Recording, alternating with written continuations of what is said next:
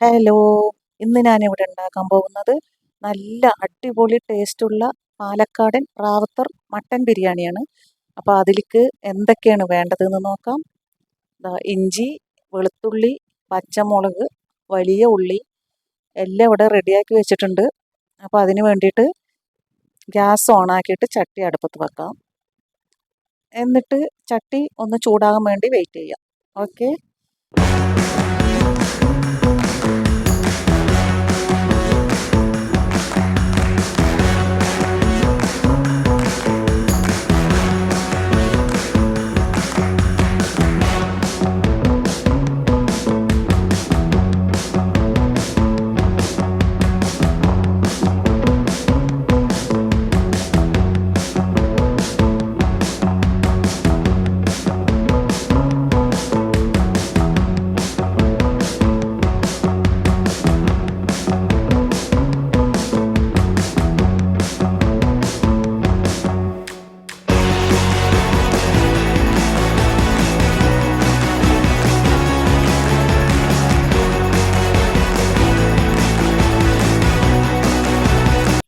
ആ ചട്ടി നന്നായി ചൂടായി വന്ന ശേഷം അതിലേക്ക് ഓയിൽ ഒഴിച്ചു കൊടുത്തിട്ടുണ്ട്.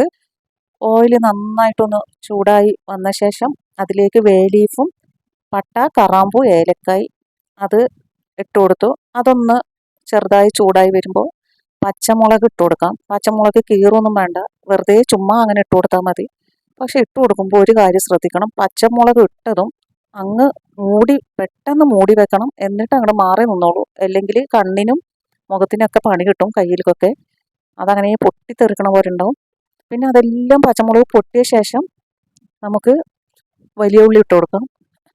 വലിയ ഉള്ളി നന്നായി ഗോൾഡ് നിറമാകണ വരെ വഴറ്റി കൊടുക്കാം. പിന്നെ അതിലേക്ക് കുറച്ച് ഉപ്പ് ആഡ് ചെയ്ത് കൊടുക്കാം. ഉപ്പ് ഇപ്പം ചെയ്ത് കൊടുത്താൽ പെട്ടെന്ന് ഉള്ളി റെഡിയാവും. അപ്പോൾ അത് റെഡിയായി വരുമ്പോഴേക്കും നമുക്ക് ആ പൊരിച്ച് വെച്ച ഇഞ്ചി, വെളുത്തുള്ളി എല്ലാം ഒന്ന് ചതച്ചെടുത്തിട്ടുണ്ട്.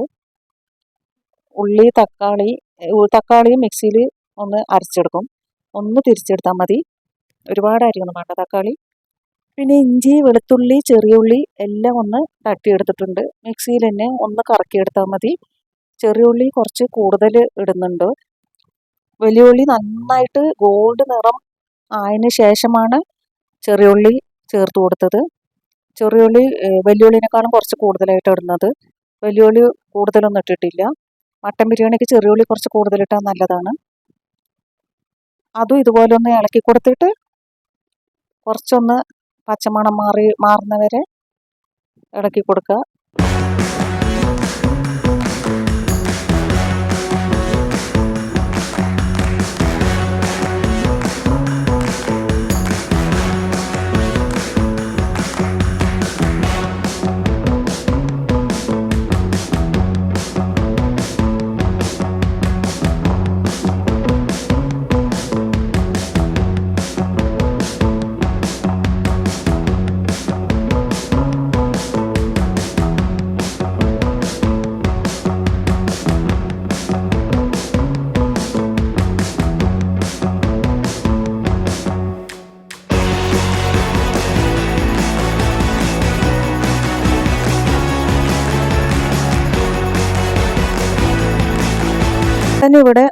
മട്ടൻ ഇവിടെ നേരത്തെ തന്നെ കുക്കറിലിട്ടിട്ടൊന്ന് വേവിച്ച് വെച്ചിട്ടുണ്ട്. അപ്പോൾ ചെറിയ ഉള്ളി നന്നായിട്ട് നല്ല വെന്ത് വന്നിട്ടുണ്ട്. അത് കഴിഞ്ഞിട്ട് നമ്മൾ അടുത്തത് ഇട്ട് കൊടുക്കുന്നത് വെളുത്തുള്ളിയാണ്. വെളുത്തുള്ളി അരച്ച് വെച്ചതാണ്. അതും ഇതുപോലെ ഇട്ടിട്ട് ഒന്ന് ഇളക്കി കുറച്ചൊന്ന് മണം ഒന്ന് ശരി സെറ്റാകണ വരെ ഒന്ന് ഇളക്കി കൊടുക്കണം.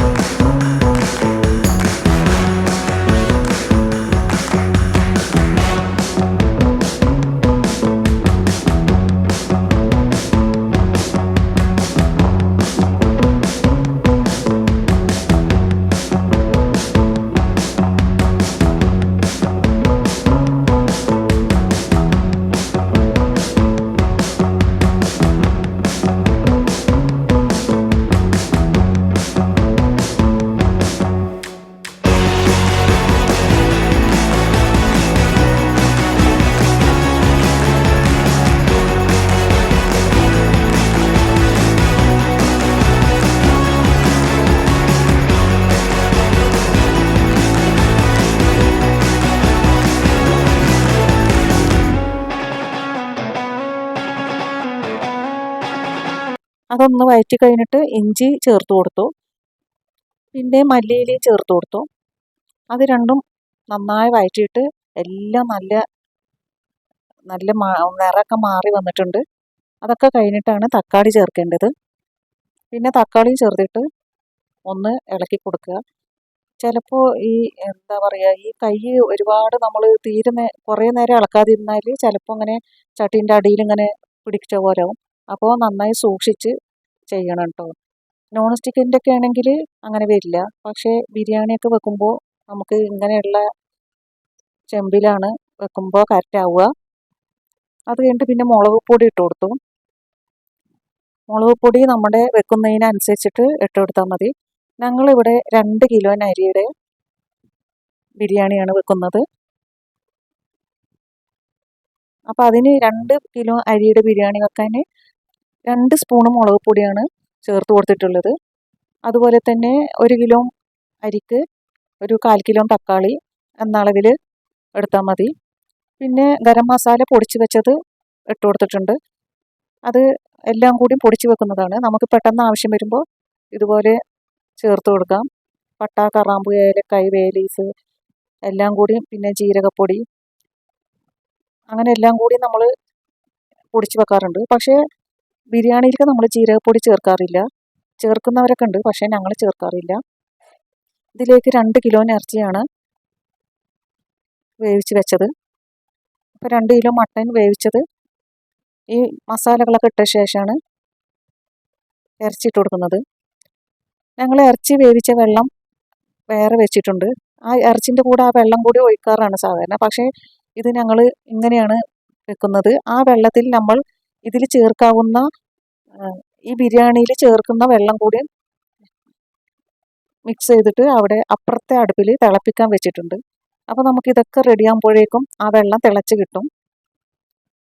പിന്നെ ഇറച്ചി ആഡ് ചെയ്ത ശേഷമാണ് തൈര് ഒഴിച്ചു കൊടുക്കുന്നത്. തൈര് നമ്മൾ നല്ല പുളിയുള്ള തൈരാണെങ്കിൽ കുറച്ച് കമ്മി ഒഴിച്ചാൽ മതി. എല്ലാം കൂടി ഒരുപാട് പുളിയാകാതെ സൂക്ഷിക്കണം. അപ്പോൾ എല്ലാം റെഡിയായി വരുന്നുണ്ട്. അപ്പോൾ ഏകദേശമൊക്കെ സെറ്റായി വന്നിട്ടുണ്ട്. എല്ലാ മസാലകളും ഇറച്ചിയെല്ലാം വെന്ത് അടിപൊളിയായിട്ടുണ്ട്. അപ്പോഴേക്കും ഞാൻ പറഞ്ഞില്ല അപ്പുറത്തെ അടുപ്പിൽ വെള്ളം തിളപ്പിക്കാൻ വെച്ചിട്ടുണ്ടെന്ന്. ആ മസാല ഇറച്ചി വേവിച്ച മസാലയുടെ കൂടെയാണ് വെള്ളം തിളപ്പിക്കാൻ വെച്ചത്. ഇറച്ചി അതിൽ നിന്ന് എടുത്തിട്ട് ഇതിലിടുകയാണ് ചെയ്തത്. സാധാരണ ഞങ്ങൾ ആ വെള്ളം ഇറച്ചിയും കൂടിയാണ് ഇതിലിടാറ്. പക്ഷേ ഈ തവണ ഞങ്ങൾ ആ ഇറച്ചി അതിൽ നിന്ന് മാറ്റിയിട്ട് വെള്ളം അതിൽ കൂടെ വേറെ വെള്ളം തിളപ്പിക്കാൻ വെച്ചതാണ്. അപ്പോൾ ആ കറക്റ്റായിട്ടുള്ള വെള്ളം അതിൽ ഒഴിച്ചു കൊടുത്തിട്ടുണ്ട്. നമ്മൾ അരിക്കനുസരിച്ചിട്ട് എത്രയാണ് അരി എടുക്കുന്നത് അതിനനുസരിച്ചിട്ടുള്ള വെള്ളം എടുത്താൽ മതി.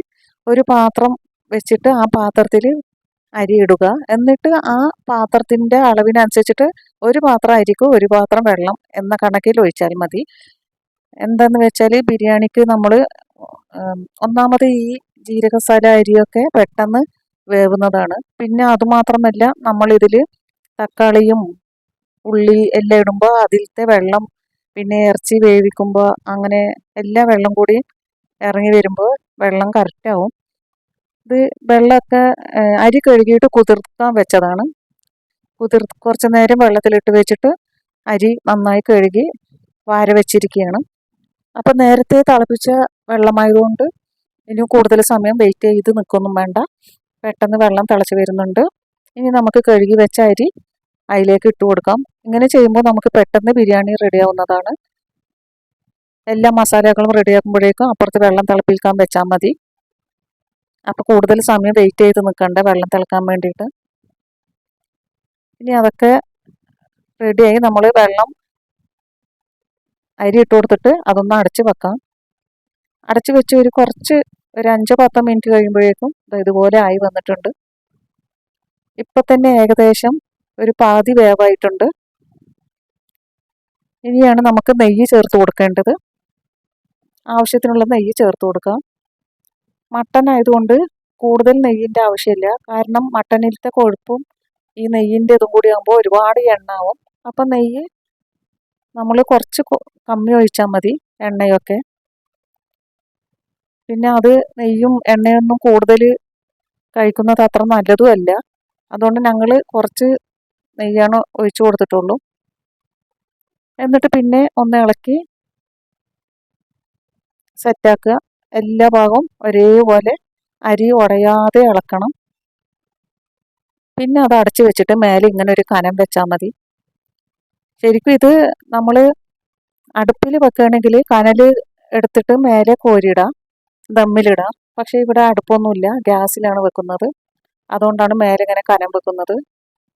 അത് വെച്ച് കുറച്ച് നേരം ആകുമ്പോഴേക്കും ചോറ് ഇവിടെ റെഡി ആയിട്ടുണ്ട്. നല്ല അടിപൊളി മട്ടൻ റാവത്തർ ബിരിയാണി ഇവിടെ റെഡിയായി വന്നിട്ടുണ്ട്. സത്യം പറഞ്ഞാൽ നല്ല ടേസ്റ്റാണ് കേട്ടോ.